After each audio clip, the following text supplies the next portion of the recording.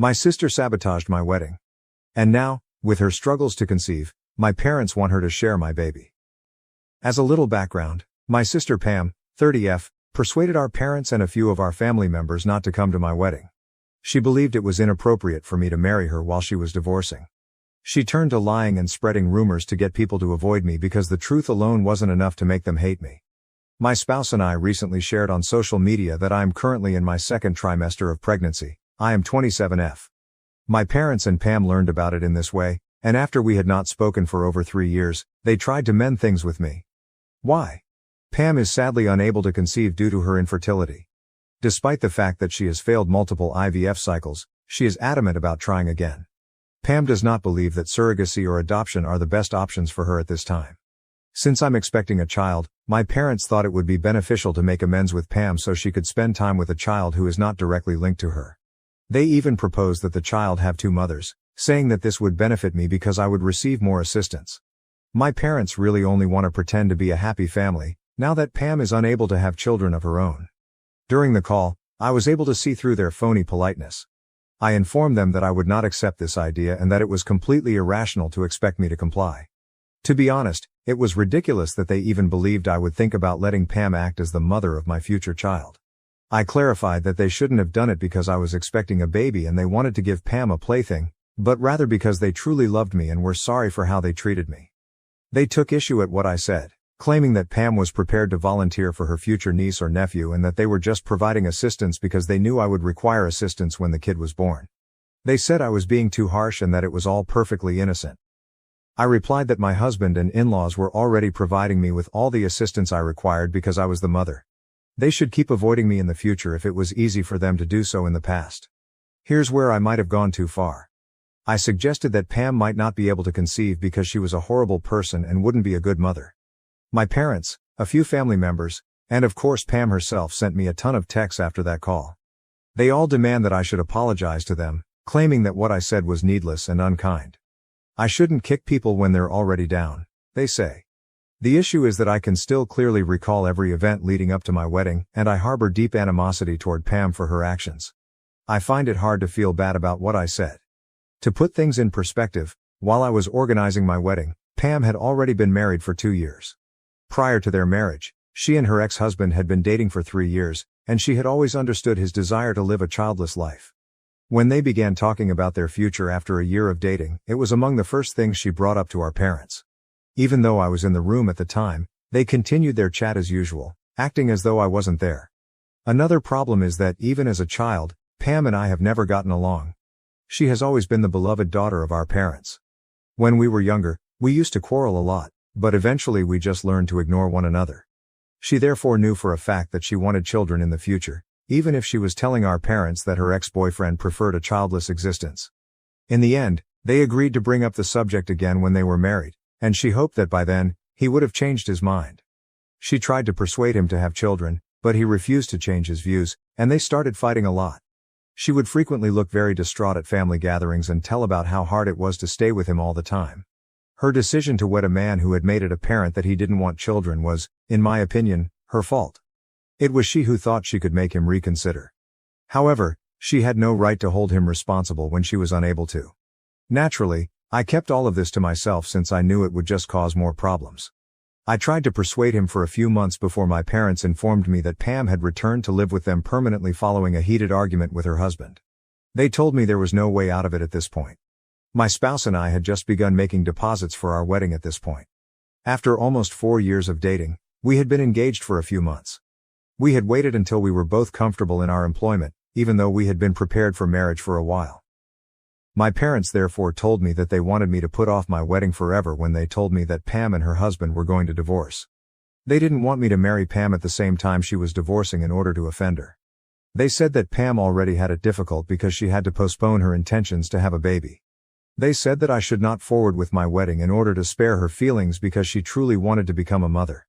It was likely the most ridiculous and inconsiderate thing they had ever tried to get me to do. I informed them, of course, that I would not delay my wedding for Pam. Whether she liked it or not, I was going to marry. Since we were never close, I didn't care what she thought about my wedding. But my choice did not sit well with my parents. They were upset because I wasn't prepared to put their beloved daughter's sentiments ahead of my own wedding arrangements. They warned me that they wouldn't go if I didn't postpone the wedding. I knew my parents had a soft place for Pam, but I never imagined they would go to such lengths for her, so that was incredibly upsetting and devastating to me. Nevertheless, I accepted it and informed them that they may do as they pleased. Pam wasn't content, even though it should have been the end of it. She didn't like that I was getting married, so she made sure the rest of the family didn't come either. She initially only tried to win people over by saying that it was rude of me to get married while she was going through such a difficult period. Although the majority expressed sympathy for her, they did not specifically state that they would not attend my wedding. She made the decision to step it up after realizing this. She began spreading stories about me because the truth wasn't contentious enough. Pam started claiming that I had been persuading her husband to divorce her because I was envious of her and couldn't bear the idea of her having a child before me. I had never been friends with her spouse, so the allegations were ridiculous. If he and I had ever gotten close, I genuinely doubt Pam would have married him at all. People began to believe her, though, for some reason. She even claimed that I had been bothering her by convincing her spouse that he would be happier without her and manipulating him to leave her. Pam claims that I was to blame for his lack of desire for children since I had reportedly persuaded him that having no children was the way to go for our generation. All of it was false. I assume she lied so firmly that others started to believe her, even though I hadn't really engaged with my brother-in-law when he was married to Pam. Many folks turned down my wedding invites. A couple of my supportive cousins and other family members told me about Pam's comments, so I already knew why.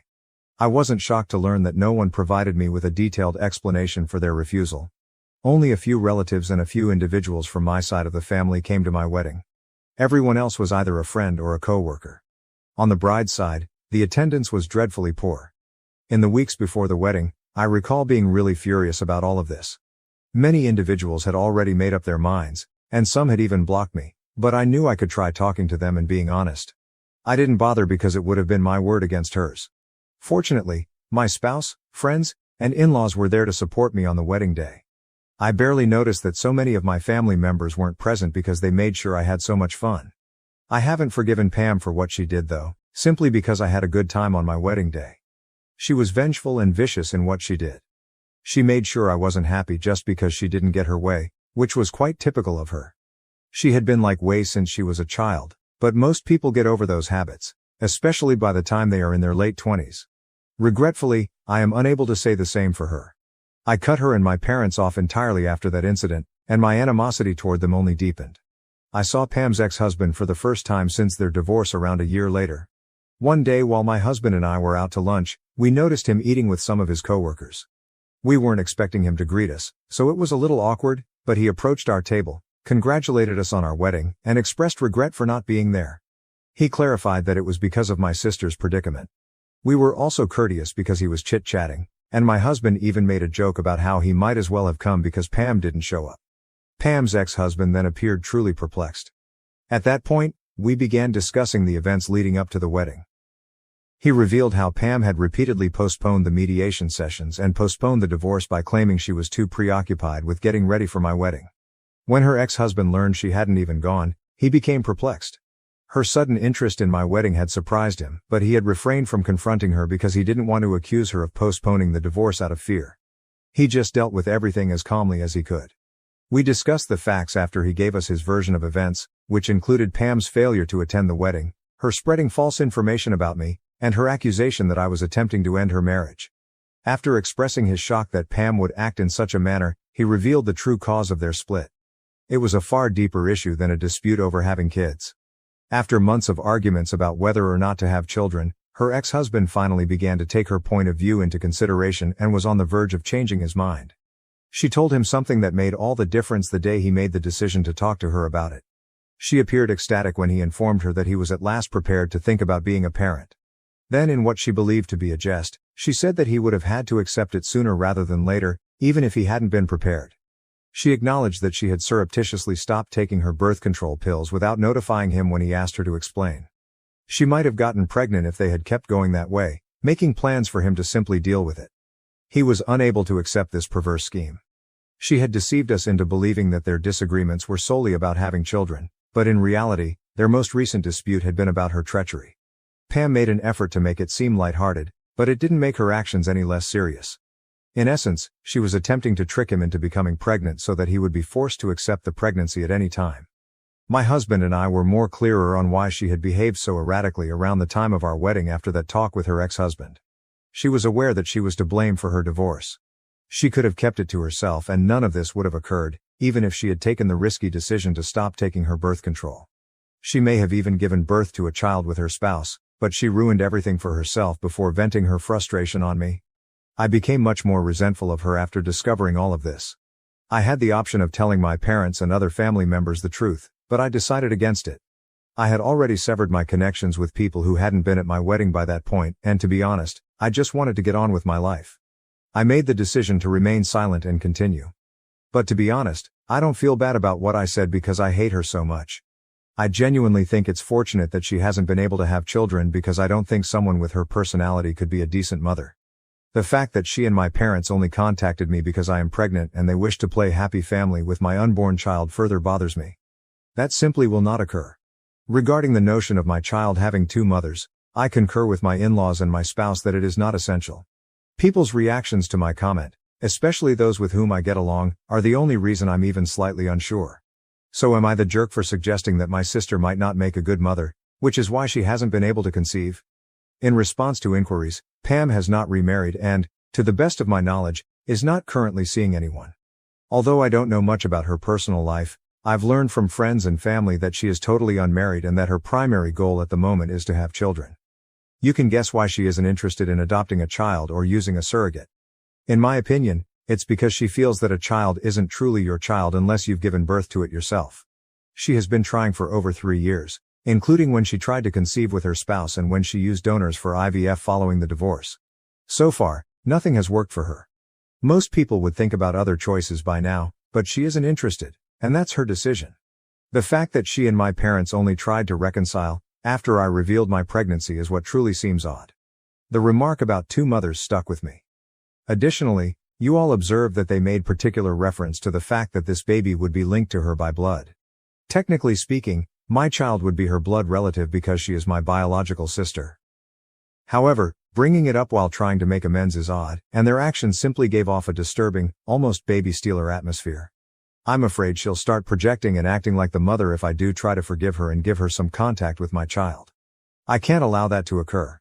Some of you have questioned why I haven't defended myself in front of the rest of the family or spoken out about the true cause of her divorce. In all honesty, I don't believe it's worth it. I became aware of my true friends and supporters after the wedding. Everything that transpired deeply wounded me, and even though I wanted to speak out about the truth, I decided against it. I wanted to be left alone. Even a few family members with whom I get along well said that I was a little callous when I told Pam that she couldn't have children. Although they don't expect me to apologize, they do believe it was a little too severe. These folks have always stood behind me, so that's why I'm worried. If they too think I was too severe, then maybe I should be worried. Update 1. I appreciate all of the comments left on my post. I appreciate your support, even though it seems like most of you believe I'm NTA. I will continue to ignore Pam and my parents, and I have made the decision not to apologize to them. They are obviously unhappy about this. On social media and in real life, they are acting like the victim and disparaging me in front of our family members once more. I already don't talk to those people, so I'm not bothered by it. What could possibly go wrong? That they will further isolate me. I made the decision to talk to my family members that support me yet disagree with my remark and address it. Almost everyone in the family is aware of what happened and what I said, and Pam and my parents have made a big issue out of it. I reached out to people who truly care about me since I won't engage with someone I don't get along with. I admitted to them that, in the heat of the moment, I had uttered those things. However, that doesn't change the fact that Pam's deliberate attempt to draw attention to herself during my wedding was much worse. For years, Pam has been mean and disrespectful to me, and I won't say I'm sorry for something that might even be true. She won't be significantly impacted by my remark, at least not in the same manner that she did me when she created rumors. Because of what she said, my family declined to come to my wedding. It's not the same thing because my viewpoint won't stop her from being pregnant. Those who were on my side are still supportive, and my relatives seem to understand this. I'm okay with them deciding not to talk about it anymore. All I want is for my pregnancy to be a joyful and healthy one. I hope this tension between Pam and my parents ends quickly. I don't want them to stretch this out because I might have to tell them some things they won't like. This is something I really don't want to deal with, Especially now that I'm expecting. Update 2. My parents have been playing the victim and informing everyone in the family about what I said for the past 2 weeks since I last spoke to them on the phone. They have been pleading with others to avoid me, to never communicate with me again, and even to cut me off from family members that get along well with me. They basically want me shunned by the entire family.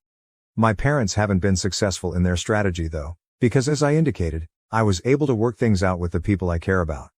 They obviously didn't like it, so they posted disparaging remarks about me on social media. I am aware that the posts are about me even if they haven't specifically mentioned me. They have been discussing a particular relative who has always tried to ruin lives, and always been jealous of Pam. That's why I allegedly made fun of her infertility, they say. I knew it was all lies, so at first I didn't care. But it really got to me when they recently posted that I was the one who destroyed Pam's marriage. I chose to reply since they were repeating the same falsehoods they had told me around the time of my wedding. I made contact with my former brother-in-law. Even if we don't communicate frequently, we are on speaking terms because we still greet one another on holidays and on our birthdays. I told him everything that had been going on and asked if he would mind if I told the truth in public. I did what he told me to do. The drama has escalated since I wrote about Pam's actions and the true cause of their divorce. Although I haven't spoken to anyone directly, family members have been calling, texting and emailing me to ask whether it's true, to ask me to remove the post, and even to accuse me of lying about Pam once more. None of them have received a response from me. My parents and Pam, on the other hand, have remained remarkably silent, which suggests that they have little to defend themselves. They'll find words though, I'm sure. Even after all of this, it's disheartening that no one in the family has bothered to apologize to me, but it's okay since it's exactly what I anticipated. I believe I've been successful in exposing Pam for who she truly is, which was my major objective. I'm just going to relax and observe what happens next. Update 3. Pam and my parents finally contacted me a few days after my last post, stating that they were prepared to apologize. But only if I consented to have my post removed. The rest of the family hasn't expressed regret to me, but they seem to have contacted my parents and Pam to criticize their actions. They told my parents that it was unfair to portray me negatively when Pam was ultimately to blame for her divorce. My relationships with my parents have suffered greatly as a result of their years of deceiving the family. It's amazing how fast certain family members went from detesting me to betraying Pam. However, as I already stated, I don't hold it in high regard for those who assumed that I was the cause of Pam's marital issues. They're now equally eager to assume that she was at fault from the beginning. They still refuse to say sorry, and the majority of them have ceased getting in touch with me. No one is requesting me to remove the post, and no one is interested in knowing if I was speaking the truth. I replied to Pam and my parents that I would wait to remove the post until I felt like it. I don't care about their apologies anymore. I responded to their email correspondence and subsequently blocked them.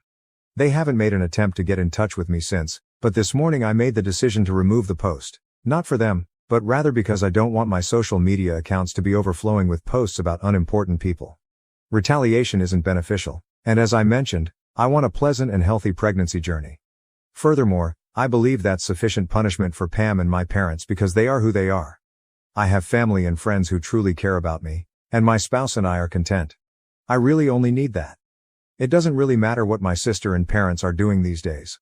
I hope they understand after everything that has transpired that I don't want to interact with them ever again and avoid me. That's all I have to say, and considering everything that has happened, I doubt they will get in touch anytime soon. I'm grateful to everyone who has helped me, answered my messages and given me guidance. It is really important to me. Thank you for watching. If you haven't subscribed yet, please do so and hit the notification bell to stay updated with more shocking real-life stories happening around you.